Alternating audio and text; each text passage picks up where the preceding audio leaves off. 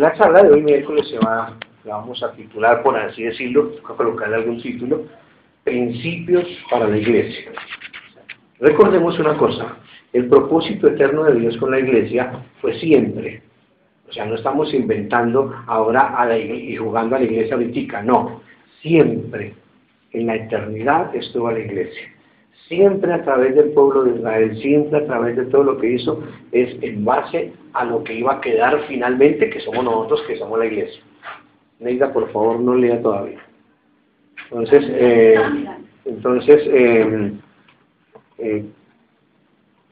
es importante que miremos eso. Los principios para la Iglesia. Dios da ciertas herramientas, hombres con herramientas, les da una dotación especial para que ellos puedan hacer una labor importante. Y hoy vamos a mirar algo acerca de eso. Es contundente el asunto, contundente. Los ministerios fueron dados por Dios para madurar gente. Para eso fueron dados los ministerios. Todos tenemos una medida de gracia, conforme a la gracia que tenemos al frente. De manera que la gracia que tiene el apóstol, el profeta, el pastor, el evangelista y el maestro, no es para ellos. La gracia no es para ellos, es para el pueblo. Porque el énfasis de Dios es levantar hombres que tengan la gracia para transferir el don de Cristo. Eso ya lo he explicado otras veces, al cuerpo. O sea, Cristo es, por excelencia, el apóstol, el profeta, el evangelista, el maestro y el pastor, Cristo.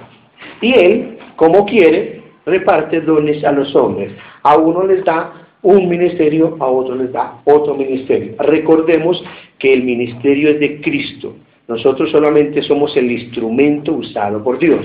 O sea, no existen los pastores, etcétera, etcétera, humanos. Solamente Cristo es el pastor por excelencia y el maestro, etcétera.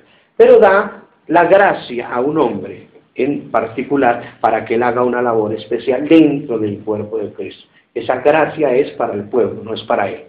El problema que Cristo tenía era que tenía la unción sobre un cuerpo singular, o sea, sobre él, el de él.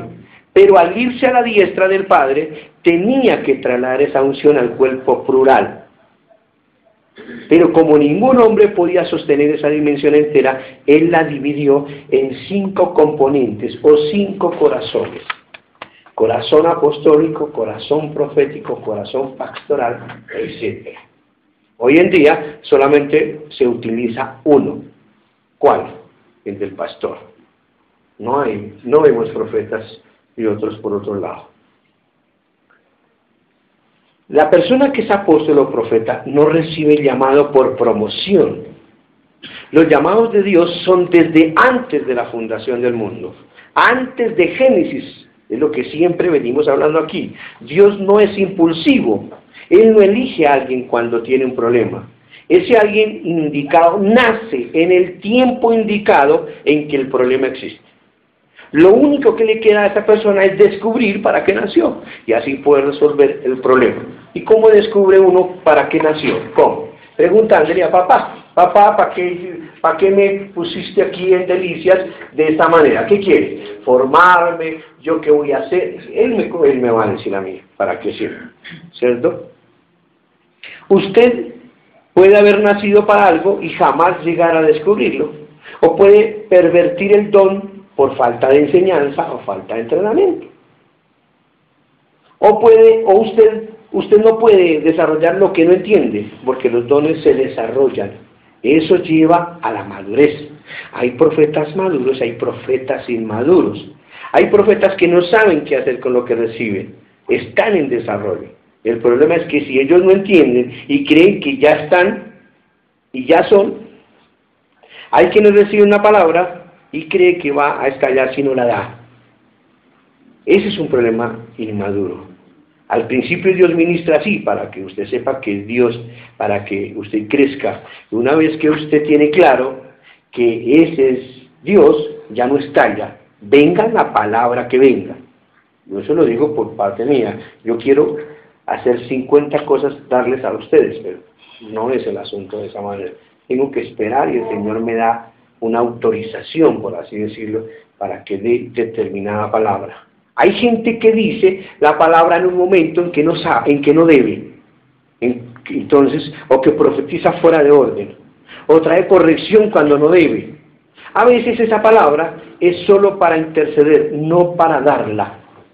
Dios me da una palabra a mí que los hermanos, alguno está mal o algo, o toca hacerlo, y Dios me dice, pero no es para que yo, ahora hermano, mire, no, es para que yo interceda delante de Él y ore delante de Él pidiéndole sabiduría a Él.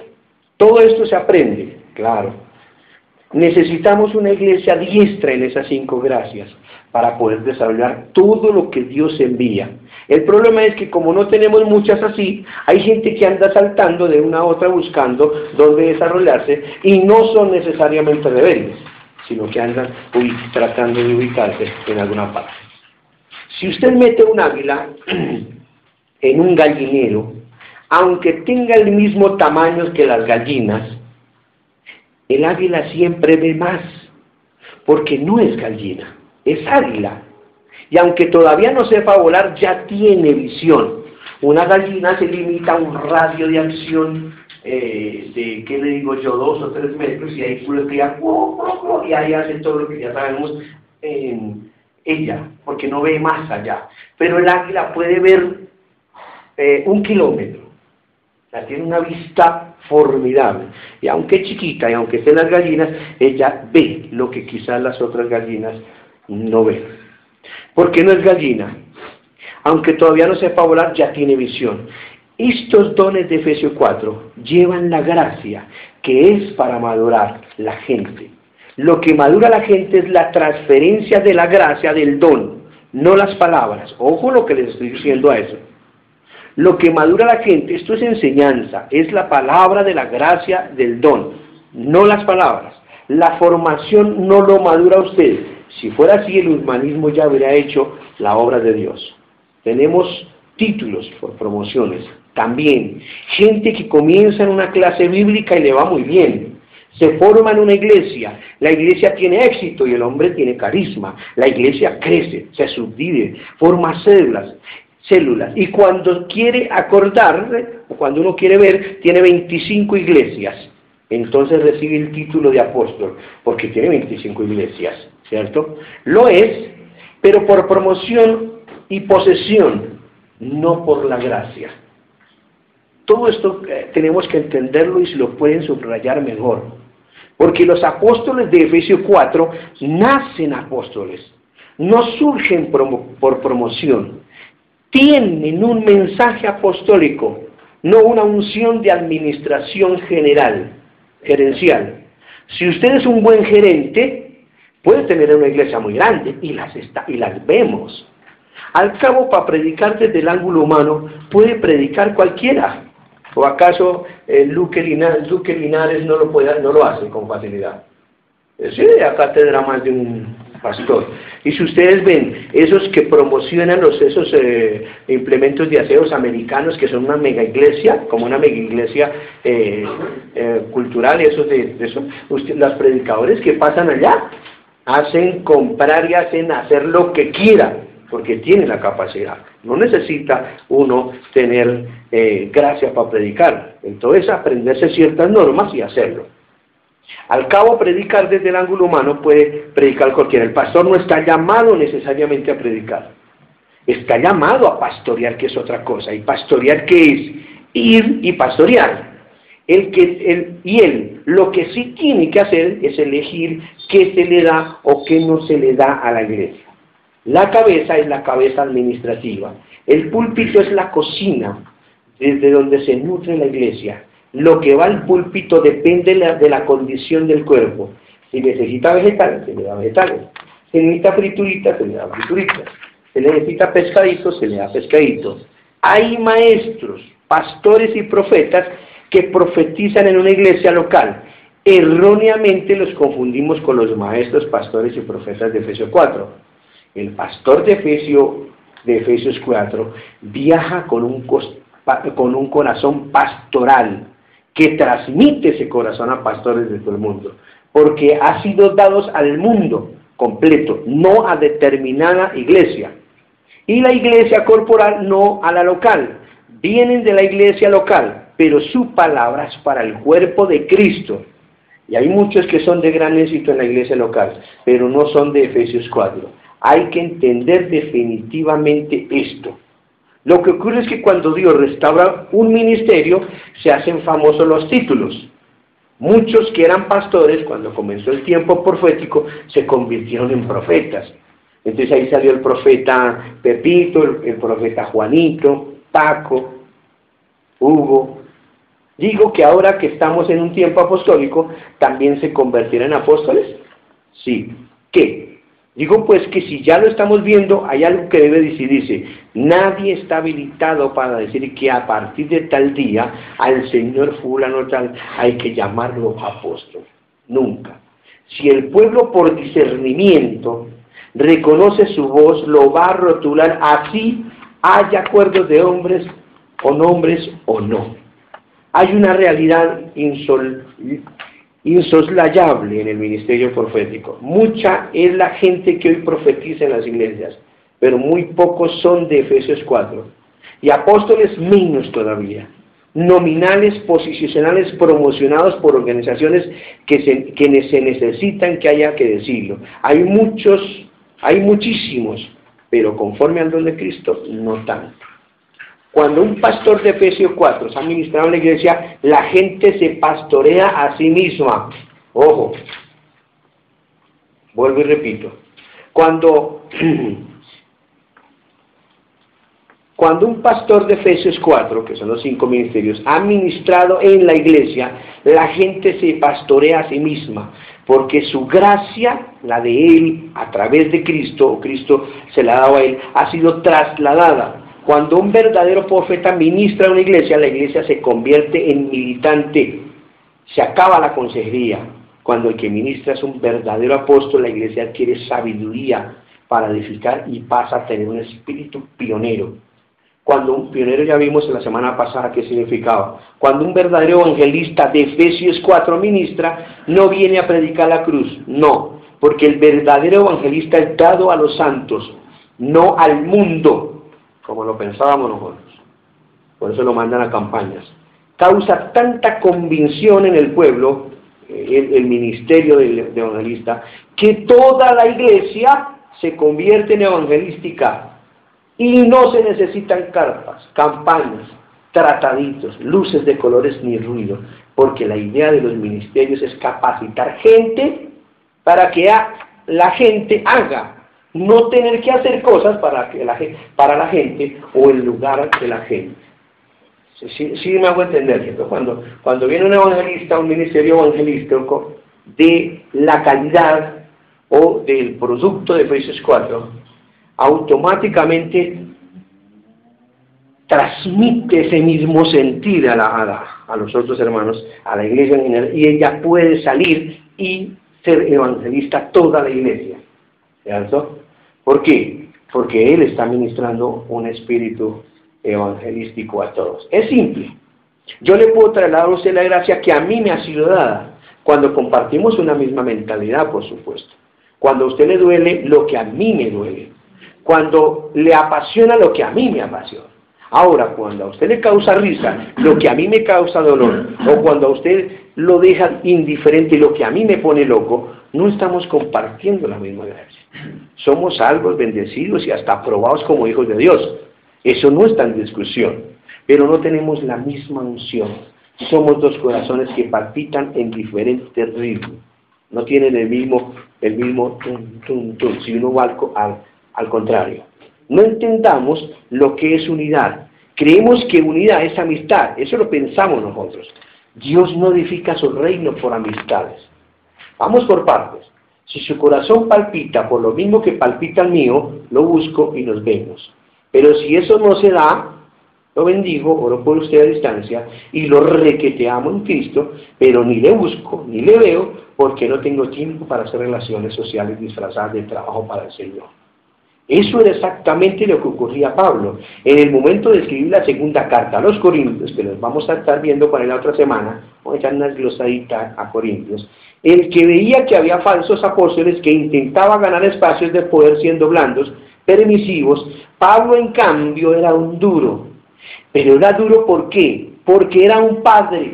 Eso lo dice en varias partes, también lo hemos visto. Un padre no vacila en ser duro con duros y con eso corriges al hijo. No vacila un padre en ser duro, porque él no vive de los hijos. Él quiere que los hijos sean mayores y que salgan y venzan al mundo. Entonces él no anda con cuentos largos. Segunda de Corintios 12:2, con todas las señales entre apóstoles han sido hechas entre vosotros, y con toda paciencia por señales y prodigios y milagros. La palabra milagros que se usa aquí es la palabra dunamis, es exposición del poder divino, significa. Es la misma palabra usada en Hechos 1:8, donde dice, me seréis testigos. ¿A dónde? Aquí, en Judea y en todo el mundo. Allí la palabra es martus, la palabra milagro, entonces aquí es tener poder divino para ser mártir. Ahí es donde empiezan a bajar algunas de las manos que suelen levantarse cuando usted pregunta quién quiere ser apóstol o quién siente ser apóstol. Ahí ya se le baja la velocidad a uno, porque si es tener poder para ser mártir, yo no quiero ser apóstol.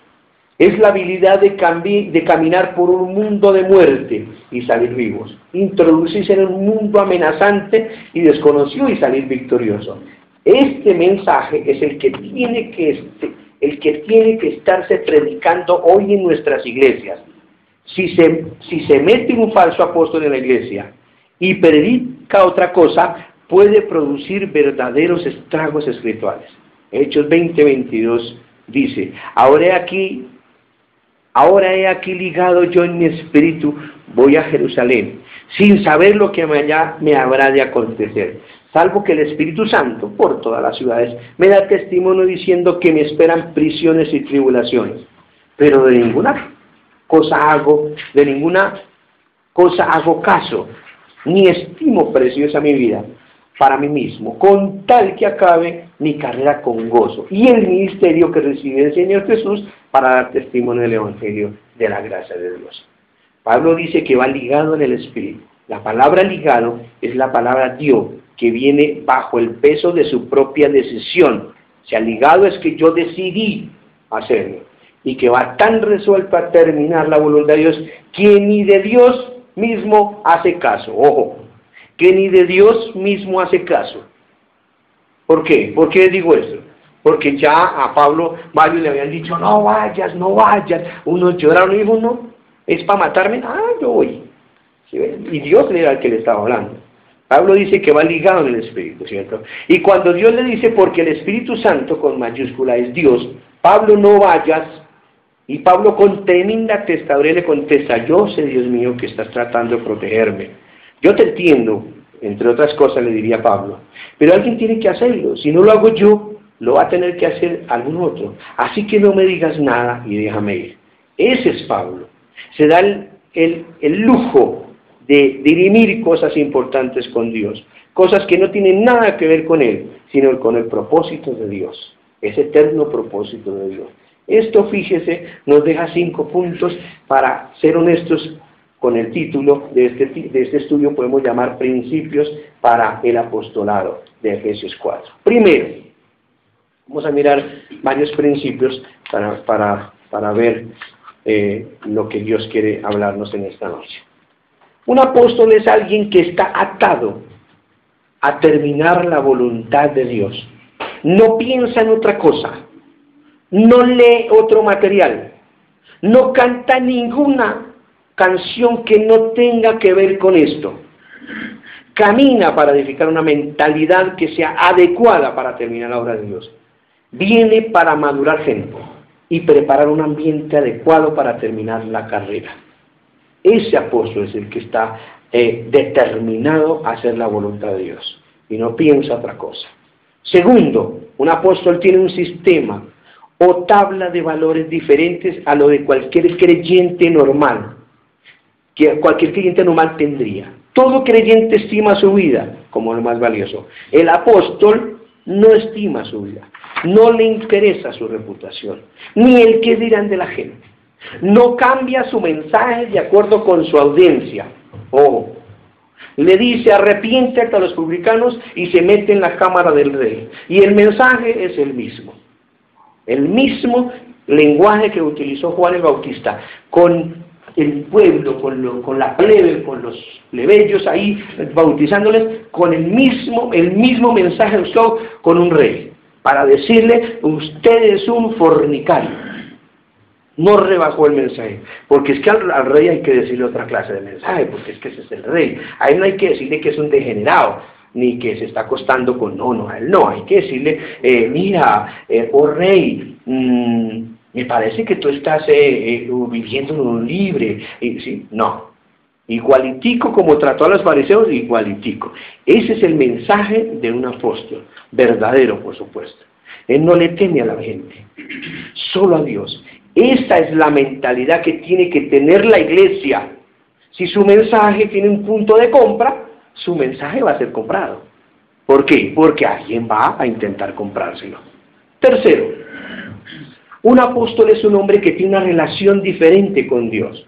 Mira Pablo, sí Señor, ya te escuché que me quieres cuidar y me anticipas lo que me va a ocurrir, pero ahora perdóname, estoy muy ocupado. Padre, si es tu voluntad, está muy bien. Muy humilde de su parte, pero eso no es un apóstol el que dice eso, si es tu voluntad y no. Pablo fue como fue. Pablo discutió en forma adulta con Dios. Abraham lo hizo lo mismo con Dios. Moisés hizo lo mismo con Dios. Somos cooperadores de Dios. Somos coherederos, no somos siervos. Los siervos no heredan, ¿cierto? Los hijos son los que heredan. Hay hombres que se comunican con Dios durante las 24 horas del día. Otros durante 15 o 20 minutos de devocional diario. Esa es la diferencia, ¿cierto? Hay unos que están conectados con su Señor en continua relación con Él, y hay otros que, uy hermano, el devocional, 1 hora, aleluya, gracias a Dios, amén, chao. Y se olvidan de que Dios va con ellos. No sirve la sola. Cuarto, un apóstol está comprometido y preocupado solo con la finalización de la misión, de su eterno propósito de su papá. No se distrae con política, ni con programas religiosos. A la hora del mensaje no tiene amistades que lo influyan. Ojo, no le interesa el mundial. No le interesa las gambetas de Remueliño, Robertiño y nada de eso. Y Mesiño y que no lo metió. No le interesa eso y yo quisiera decir no solamente al apóstol, aquí estoy hablando del apóstol. Él no anda en esos cuentos. Yo quiero decir en general el hombre de Dios.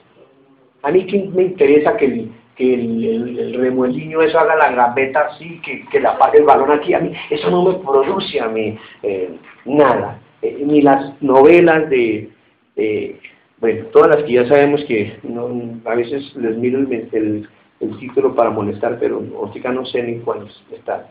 Eso es un problema tremendo. A la hora del mensaje el apóstol no tiene amistades que le influyan. En Apocalipsis 1, Cristo dice que el candelero es la iglesia, el candelero.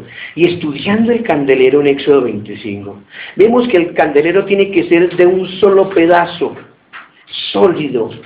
La unidad del cuerpo de Cristo no puede tener remaches, no puede ser aleaciones distintas. La luz de su iglesia depende de la gente a la que usted se une. No todos entienden esto desafortunadamente, incluyendo el liderazgo. Llamo liderazgo en el sentido de que los más ancianos. Puede unirse, pero si no hay un propósito común, esa unidad no sirve para nada. Quinto, un apóstol es dueño de una mentalidad fuerte que considera el peligro como gozo. No le teme a la persecución porque la persecución purifica la iglesia y la oposición la madura.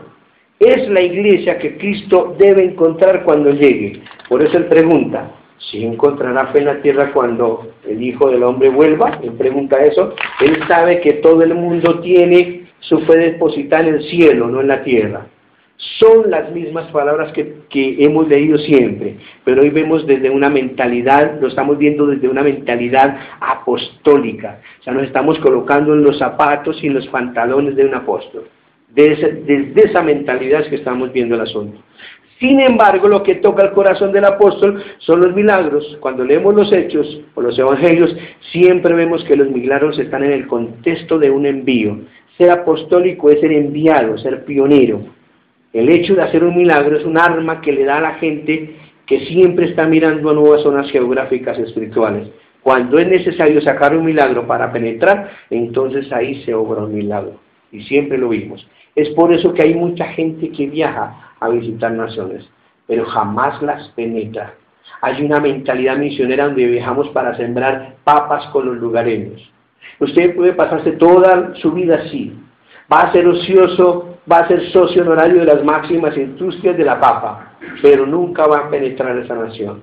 Penetrar una nación es cambiarle su cultura, cambiarle su mentalidad, cambiarle su forma de pensar y de ser, para que comiencen a caminar de otra manera. Pero para eso se necesita algo más que sembrar papa. Dios bendiga a los misioneros, pero no es eso lo que estamos mayoritariamente haciendo.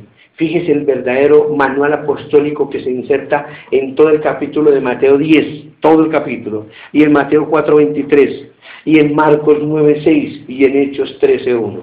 Dios llama a los discípulos, y cuando los envía les cambia la jerarquía. Ya no son discípulos, son apóstoles. Les dice que no pasen por Samaria, que entren en Jerusalén, reciben orden, y que busquen la casa. La casa allí son las iglesias. Busca la casa que es digna, y si la hallas, deja que entre la gracia. Si no la hallas digna, recoge la gracia y vete. ¿Y qué le dice? Y sacúdete hasta el polvo de tus zapatos y sálgase de ahí. Más principios desde otro plano. Vamos a ver. Primero, más principios, pero vamos a mirarlo desde otro lado. Un apóstol lo ministra en cualquier iglesia. Estamos llegando a un tiempo donde la iglesia se va a tener que reunir en un solo cuerpo a nivel de ciudad, porque no estamos hablando de que Cristo va a venir por su iglesia en general, va a venir por la iglesia fraccionadas, va a venir por la iglesia aquí en Bogotá enterita, completa. Muy triste que nosotros la seccionemos el cuerpo de Cristo llamándole al cuerpo de Cristo manantial, roca a la eternidad. ¿Cómo le llamamos más? Misión carismática. Eso, avivamiento, para eso no suena. La del Sinaí, la de Oasis, la de Pai, eso no suena. Filadelfia y otra, eso no suena. El cuerpo de Cristo es cuerpo de Cristo, y si le puede poner nombre al cuerpo de Cristo, no hay posibilidad alguna de que eso suceda. Entonces, eso de estar visitando casas y casas ya no va más. No hay tiempo para que alguien vaya a una nación y esté 2 meses para visitar 20 o 30 iglesias como lo hacía antes. No hay tiempo, ojo para eso. Tenemos que humillarnos, reunirnos en 3 días. Eso es una hipótesis en el caso de más. Recibir por la palabra el cambio de mentalidad que usted luego va a distribuir de acuerdo con su redil para que la enseñanza se extienda, cumpla con su cometido y esa palabra no vuelva vacía. De lo contrario, el vino se pierde. ¿Por qué? Porque no hay un odre donde echarlo.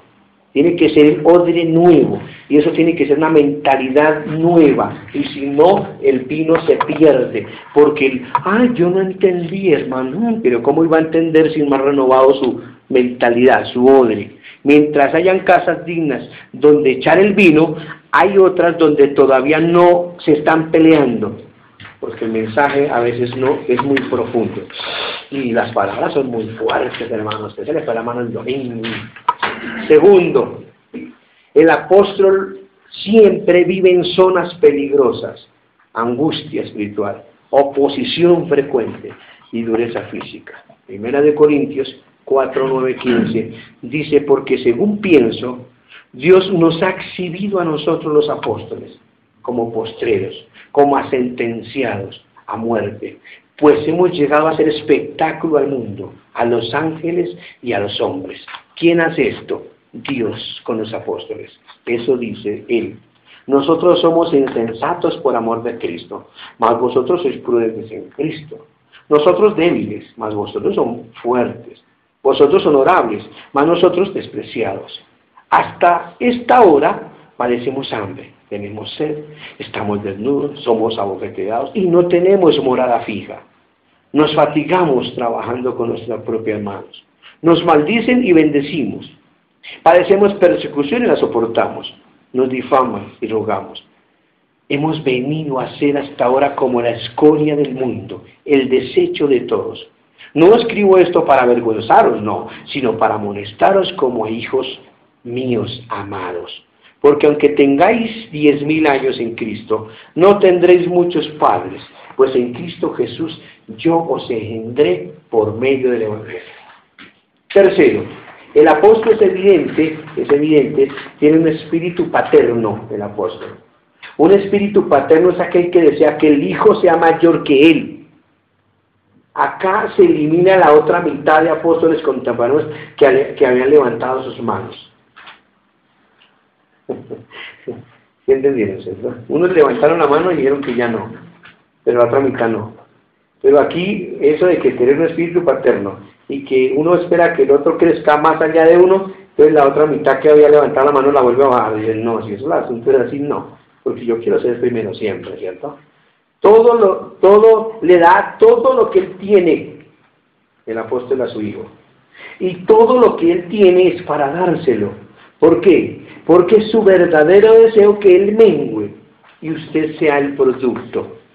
Ese es el corazón de apóstol, imagínese usted. Eso es lo que también en sentido no entendió María.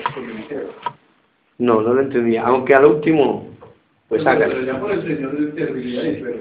Aquí vemos que mientras él es abofeteado, la iglesia crece. Mientras él es despreciado, la iglesia madura. Mientras él padece insensato, la iglesia es prudente. Y es como con cada garrotazo que recibe, transfiere la gracia. Porque a eso vinieron los ministerios, a transferir la gracia, no a quedársela para lucimiento personal. Vuelvo y repito, porque para eso vinieron los ministerios.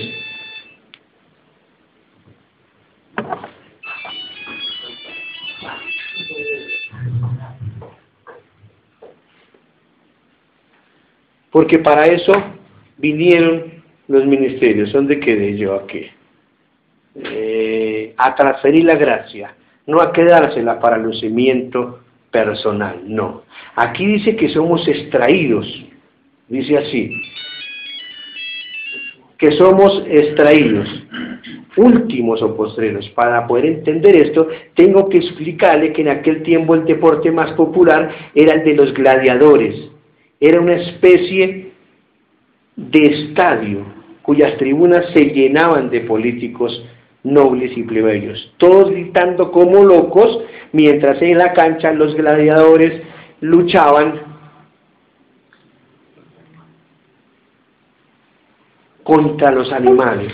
Pero en el final de la jornada, como plato fuerte, sacaban a un preso, y generalmente un cristiano apóstol, y lo arrojaban a la arena, sin armas, y frente a feroces animales hambrientos. Ese era el espectáculo del día, ver cómo los animales en un santiamén destrozaban a ese pobre hombre indefenso. Pablo dice, hemos sido como aquellos que fueron extraídos últimos y todo el mundo entendía de qué hablaba Pablo, porque el deporte era muy famoso y tremendamente popular. Es como si hoy tomáramos ejemplos del fútbol, del básquet o del béisbol. También cuando lo trasladamos a la terminología de hoy, que vemos que todo lo que Dios ha hecho en la iglesia, prosperidad, fe, santidad, integridad, todos los moveres de toda unción, gracia, gozo, todo ha sido preparatorio para traer lo último, los apóstoles. Los apóstoles ahora, con todas las herramientas que se ha restaurado, va a comenzar a edificar la casa de Dios, con la integridad, con la prosperidad, con la fe, con la sanidad, con el poder del Espíritu, con el gozo y con el balance de un fundamento apostólico. Poner cada pieza en orden y construir la casa de Dios. Son los peritos arquitectos. Eso era lo que Pablo decía y hacía, por supuesto. Lo que es importante que usted vea, sin embargo, es que lo que dice en el verso 9, Dios nos ha exhibido, eso significa, Dios hace esto. Note que aquí los milagros de Pablo al salir con su vida de este tipo de escenario no son para entretenimiento, no. El Espíritu Santo nunca se involucra en entretenimiento, jamás. O sea, que estas charlas que estamos teniendo no es que nos sobró un poco de tiempo los miércoles y estamos viniendo a ver cómo nos va. No, no me interesa cuán ungida parezca la canción. Hay quien canta hermoso y se le erizan los cabellos a todo el mundo cuando canta, pero por favor, jamás confunda eso con la unción. Alguien quiso saber en una ocasión qué era la unción. Ya les he dicho este ejemplo en otras partes. Un hombre de Dios le respondió: ¿ve usted aquel hermoso pájaro cantando sobre el cable de energía eléctrica? Sí lo veo. ¿Eso es la unción? No. No, se quedó confundido. No. ¿Ve usted aquella hermosa vaca pastando y mugiendo en ese campo verde? Ah, sí la veo. ¿Eso es la unción? No, tampoco. ¿Tampoco? Se quedó más confundido aún. Dígame entonces, ¿qué es la unción? Mire, si un día llega usted a ver a la vaca sobre el cable de energía eléctrica trinando maravillosamente como un pájaro, eso es la unción. Diferente a todo lo que vemos normalmente en la vida. Eso es la unción. Tenemos gente tan talentosa que nos puede entretener horas y horas con su arte que nos juramos que son ungidos. El Espíritu Santo en la Biblia jamás aparece para entretener, jamás. Por eso la palabra tiene que ser contundente como ha venido siendo y mostrándonos, porque Él no viene a jugar con nosotros. Ya somos unos viejos con canas en el bigote, en la barba, calvitos y ya viejitos. No digo calvitos por alguien en especial, ni canositos por algo en especial, no digo eso. Luego dice en el verso 10, nosotros somos insensatos por amor de Cristo. Débiles. La palabra débiles es la palabra que significa totalmente dependientes de otros. O sea, que si Dios no les ayudaba, no tiene que ver con debilidad física, no, sino debilidades en el sentido de que el apóstol siempre se mete en circunstancias donde si Dios no lo libera, lo mata. ¿Cuántos quieren ser apóstoles ahora? O sea, que el 10% que ha levantado la mano, para abajo todos. ¿Quién quiere ser apóstol? Eso no se lo dicen a uno en ninguna congregación. ¿Por qué? Porque no le interesa, que yo no quiero, automáticamente renunciaría. Y eso lo digo con toda honestidad. Esa es la mentalidad que tenemos que poseer para que Cristo regrese. Todos, no solamente el líder, la iglesia, una iglesia apostólica donde lo primero será lo último y lo último primero. Y cuando digo iglesia apostólica, no me refiero obviamente a cientos o a miles que han elegido denominarse de esa manera, no, sino las auténticas, que no abundan precisamente. Son muy poquitas. Yo a muchos hermanos desafío a que me digan dónde hay una para que oír, al menos aquí en Bogotá. Aquí,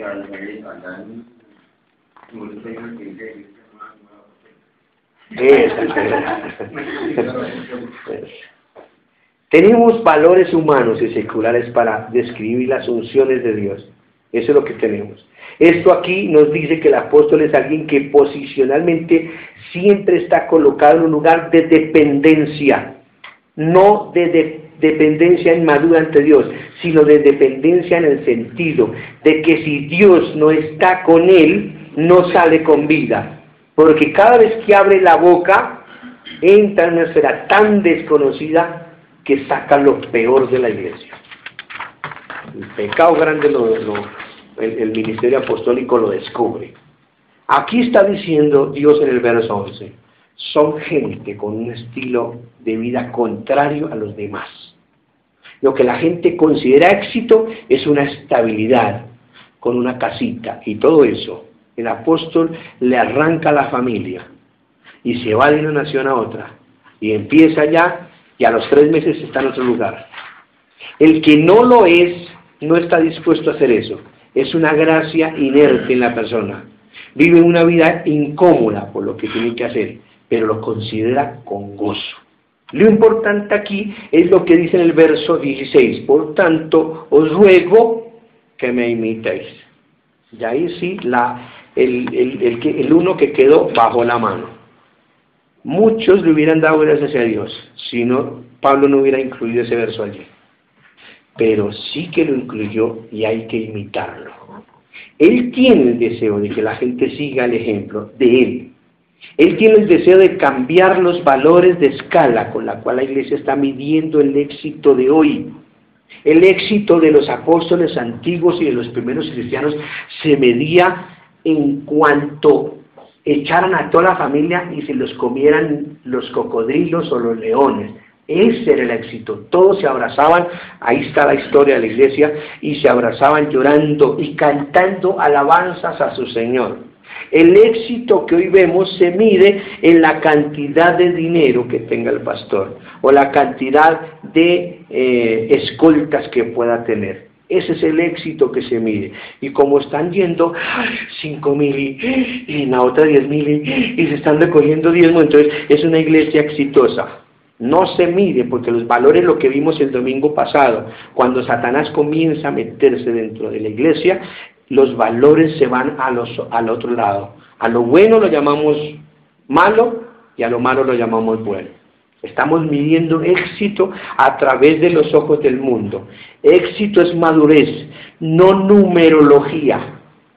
La gente cree que lo más exitoso es el número y los números. Creemos que somos más importantes si producimos hechos comentados, traer predicadores famosos y fabricar grandes congresos. Mirar, dime con quién andas y te diré quién eres. Gente que graduada en 1000 institutos que hoy no logran entender el propósito eterno de Dios. Porque si ustedes han hecho el ejercicio, al que se le pregunte para qué fue creado no se lo contestan, pero llevan 20 años en el Evangelio. Gente que pregunta cuánto dinero tiene usted y le dice entonces, como consecuencia, cuánta fuerza tiene su iglesia. Esa es una escala errónea para medir los verdaderos ministerios de Dios, porque los verdaderos ministerios de Dios en la Biblia nunca fueron famosos, nunca. Y Dios es el mismo y siempre. No vamos a decir, bueno, es que los antiguos, porque es que Dios ha ido cambiando el asunto. Jamás han sido famosos. Al contrario, han sido tildados de logos, de herejes y otras cosas. Tenemos que entender lo que Dios nos está diciendo a través de la palabra. El apóstol siempre está dándole la cara a situaciones de muerte ante el mundo, física o de relaciones. Al apóstol, aunque no quiera, a cada rato se le muere una relación, cada rato pierde un amigo, cada rato pierde un familiar, y no porque se muera, sino porque le saca la chispa. Muere a estatus social y a beneficios, muere a prosperidad financiera personal, muere a todo tipo de popularidad, muere a su reputación. Si usted tiene una dinámica operativa de apóstol en su vida, diariamente está muriendo a algo, porque tiene que tener un espíritu de mártir. Amén.